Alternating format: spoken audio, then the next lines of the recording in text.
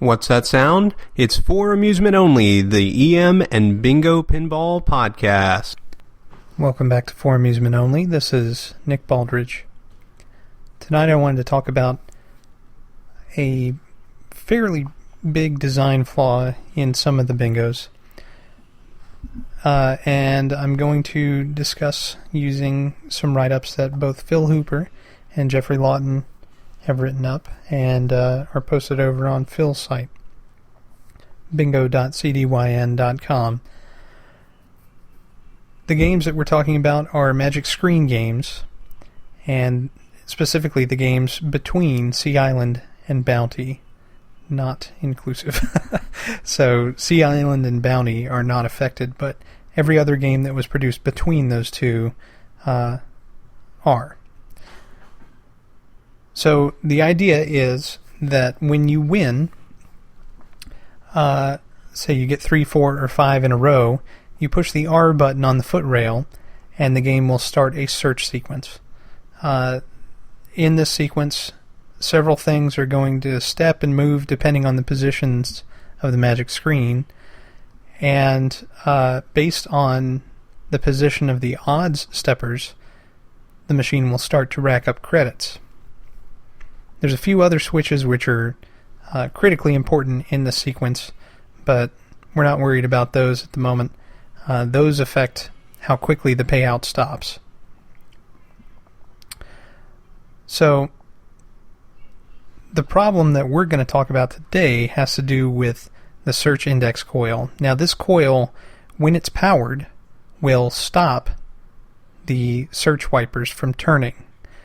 And if you've heard a lot of my complaining podcasts about the search disk in my ticker tape, it can be a temperamental beast, and I certainly complain about the adjustment on the search index coil switches because it is terribly sensitive. But all that aside, the search index coil,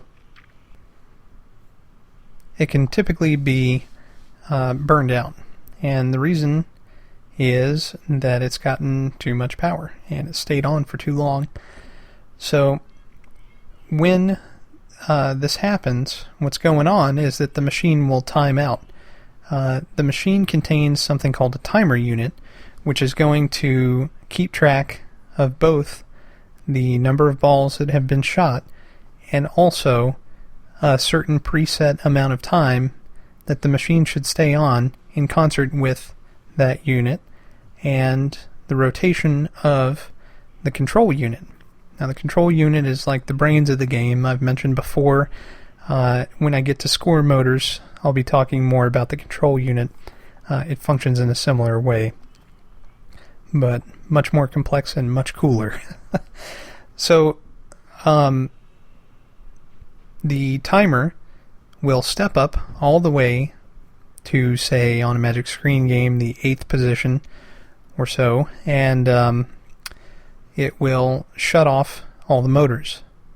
Now, if the machine is paying out and it times out, then that search index coil will stay engaged and continue to receive the full amount of power that's causing it to hold the search disk in place. This is not good. It causes it to catch fire.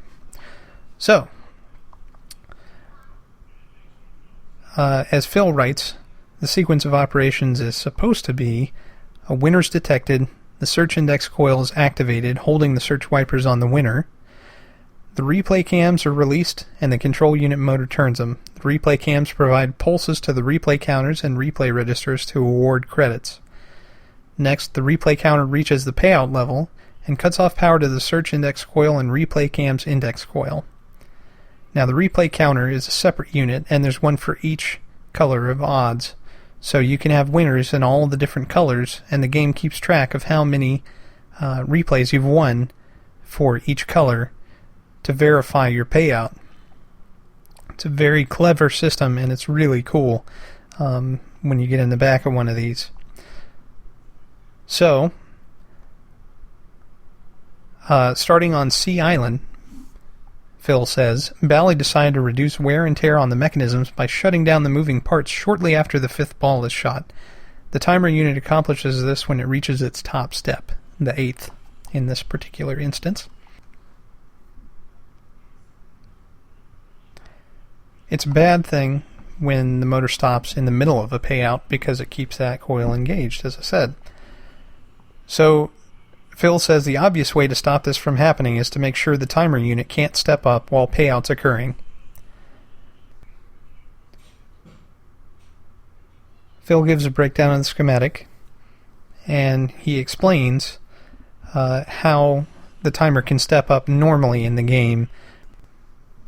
In order to understand the bug, you have to know a little bit about how the timer actually steps. So I'm going to do my best to explain it in a logical way that you can digest in audio form. So, control unit cam 1A, so this is the first switch on the bottom of the switch stack that's closest to the control unit motor itself. And the drag arm switch closing at the same time provide the pulse to the step-up coil. Control unit cam 14B breaks the circuit to the step-up coil while payout's occurring.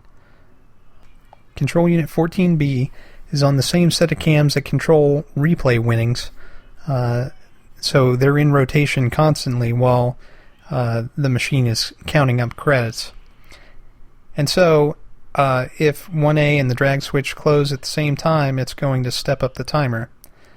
The addition of that extra switch at 14B, and that's pretty far away from the motor, it's 14 stacks away, in fact, it makes it less likely for the timer to step up, as you have to have 3 things happen at the same time. But it's still possible, and I've certainly seen evidence of that if you listen to my last podcast.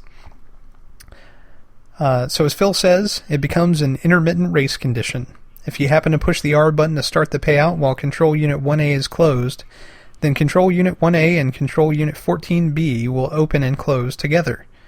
When all 3 switches close enough times, the timer unit steps up and the motor shut off while the search index coil is still powered.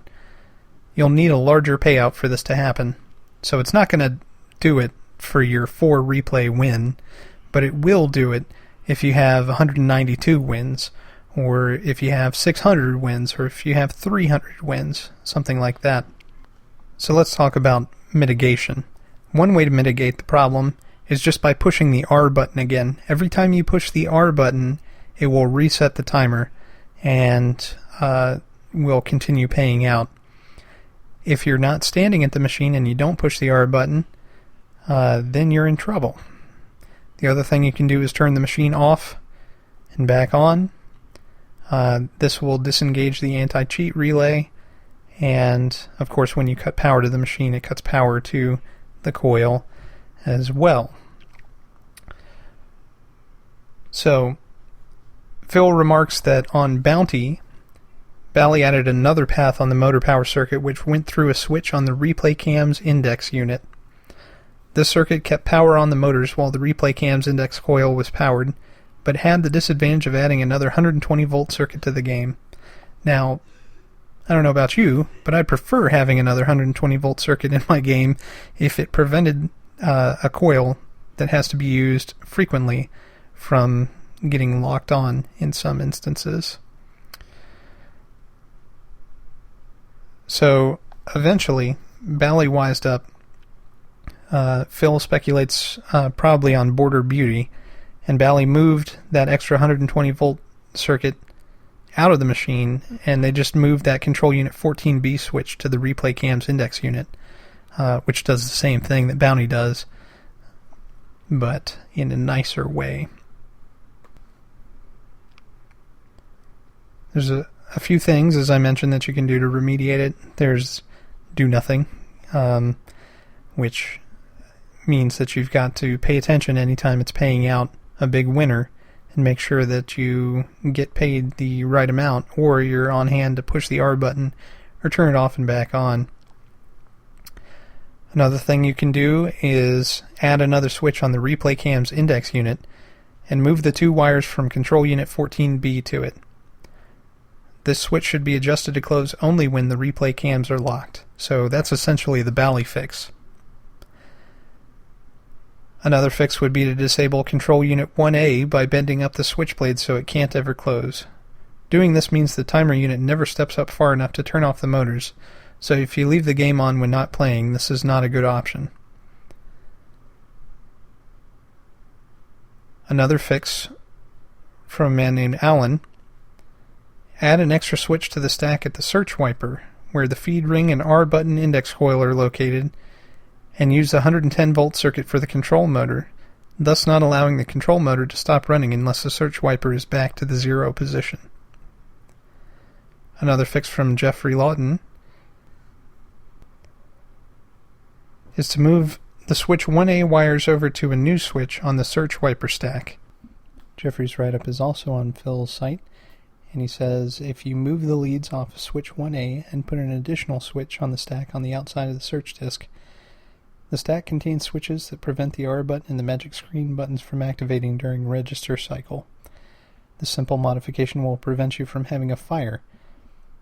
I initially thought you could simply move the wires off switch 14B, but if you do that, it's possible for the game to miss the count pulse needed to advance the timer for fifth ball detection, so that won't work. Switch 1A always works, because it isn't activated until after the fifth ball has been shot. He also notes, using this method, the motors will shut down very quickly after the fifth ball is shot, which is okay, in home use especially. If you want the original 1 to 2 minute delay, wire the extra switch in the search wiper stack in series with switch 1A. This is Nick editorializing, but I think Jeffrey's solution is probably the best. Not only technically, because he mentions a particular problem with stepping up the timer for after fifth ball, but also it's probably the easiest to perform. One of the solutions Phil mentions is very similar to the Bally solution, and it's pretty good as well, but I've never tried that, and I don't know what that would do. Now, I should also say that I've never done any of these because my games are not affected, thankfully. But if I did have one of these games, I would highly suggest it, because it will prevent tragedy from occurring when you're not looking. If you want to read up on the problem, you can look at bingo.cdyn.com/techno/common problems/SI coil for search index coil. It's fascinating reading, and Phil highlights the entire timer circuit in the schematic. And I tip my hat to all the guys who have figured out solutions for this particular problem. Phil and Jeffrey and this man named Alan and anybody else. And thank you for joining me. My name again is Nick Baldridge. You can reach me at foramusementonlypodcast@gmail.com. And you can also call us on the bingo line, which is 724-BINGOS1. That's 724-246-4671. You can listen to us on iTunes, Stitcher, Pocket Cast, via RSS, on Facebook, on Twitter at Bingo Podcast. You can follow me on Instagram at nbaldridge. And you can listen to us on our website, which is foramusementonly.libsyn.com. Thanks very much for listening, and I'll talk to you next time.